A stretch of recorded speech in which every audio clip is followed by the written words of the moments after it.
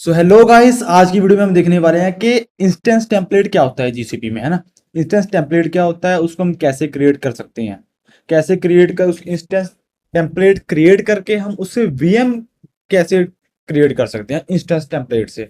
तो पहले तो चल बताता हूँ आपको इंस्टेंस टेम्पलेट क्या होता है। अब गाइस, जैसे अब आप जीसीपी में वीएम क्रिएट करते हो, है ना।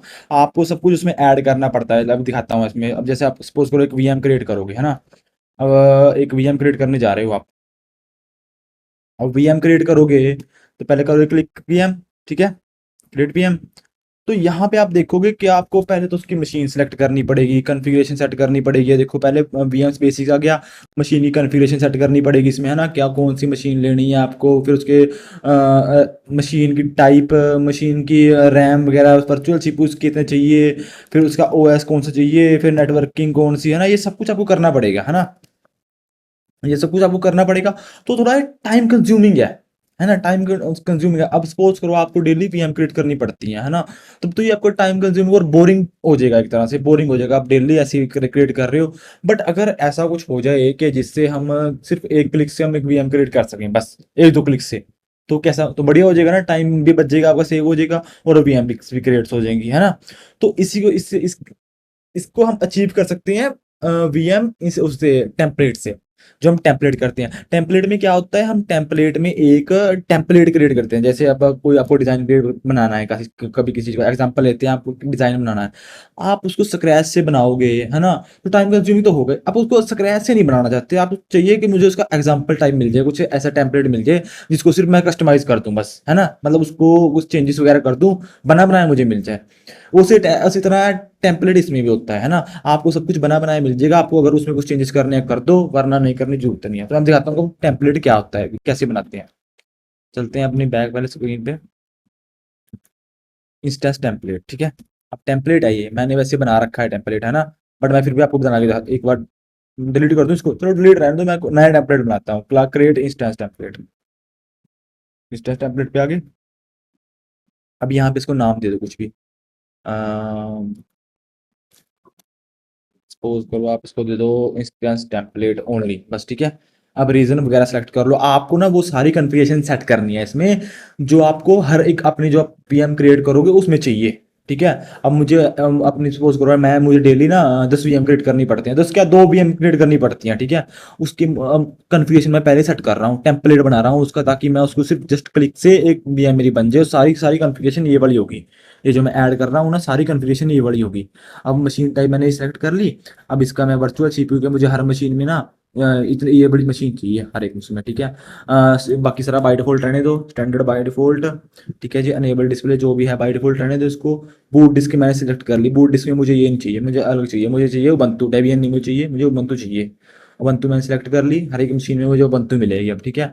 कर दिया मैंने इसको। अब मुझे हर एक मशीन की allow H T T P, allow H T T P S, मतलब ये ट्रैफिक मुझे चाहिए फायरवॉल के रूल, ये H T T P traffic allow चाहिए मुझे, है ना। कोई भी मतलब इसको इंस्टेंस को एक्सेस कर सके बाहर से, ठीक है जी। H T T P traffic, जैसे हम वेबसाइट वगैरह कुछ होस्ट करते हैं ना, तो वो बंदा इसको एक्सेस कर सके। तो मैं यहाँ से क्रिएट कर दूंगा इसको। मेक श्योर, ओके, मैंने कुछ शायद रह गया है मेरे से, क्या रह गया है। लोअर केस आ रहा है इसमें, यस कर दूं, ठीक है। हो गया क्रिएट। अब ये क्रिएट हो रही है, ठीक है। अब ये इंस्टेंस टेम्पलेट बन गया, ठीक है। इंस्टेंस टेम्पलेट बन रहा है, वैसे ये तो मैंने ऑलरेडी पहले बनाया था एक बार। एक बार मैं इसको करूँ रिफ्रेश।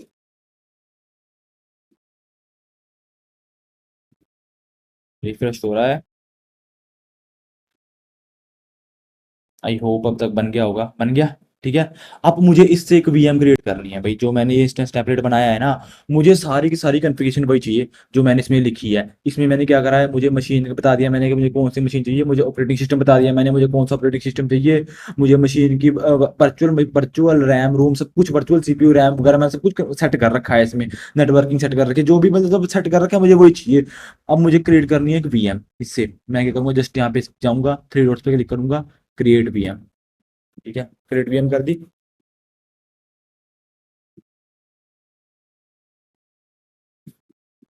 हो रहा है अभी, थोड़ा लोडिंग कर ले रहा है ना। क्रिएट वीएम कर दी, अब जस्ट क्रिएट कर दो, ये सारा कुछ ऑलरेडी एडिट है इसमें। देखो दो फायरवॉल रूल्स मैंने जो लगाए थे ना, एचटीटीपी के एचटीटीपीएस के फायरवॉल रूल एडिट है। उबंटू मैंने लगाए थे ओएस में, वो एडिट है। EC2 में इसी मशीन जो मैंने रखी थी वो है। इंस्टेंस टेम्पलेट जो आपकी यहाँ से आपको सिर्फ नेम देना है मशीन को, ये नेम है। वैसे यहाँ पे सब कुछ वैसे ऑलरेडी सेट है, जस्ट आपको क्रिएट करना है। देखो मतलब कितना आसानी से हो गया ना क्रिएट। वरना आप क्या करते, पहले जा मशीन में जाते, वीएम में जाते हैं ना, वीएम वाले इसमें जाते, क्रिएट वीएम करते, फिर उसकी मशीन सेलेक्ट करते, मशीन की टाइप सेलेक्ट करते, फिर नेटवर्किंग सेलेक्ट करते, स्टोरेज सेलेक्ट करते, मशीन का ओएस सेलेक्ट करते। टाइम कंज्यूमिंग और इरिटेटिंग है ये, है ना। टाइम कंज्यूमिंग और इरिटेटिंग है, इसलिए एक आसान तरीका है जीसीबी में अपना वीएम वो बना के रख लो, टेम्पलेट बना के रख लो। जब भी आपको वीएम क्रिएट करनी है, उससे टेम्पलेट से वीएम क्रिएट कर लो, आसानी से ले लो, आपकी वीएम क्रिएट होगी और सारी की सारी वही कॉन्फ़िगरेशन होगी इसमें। ठीक है जी। तो गाइस आज की वीडियो में इतना ही।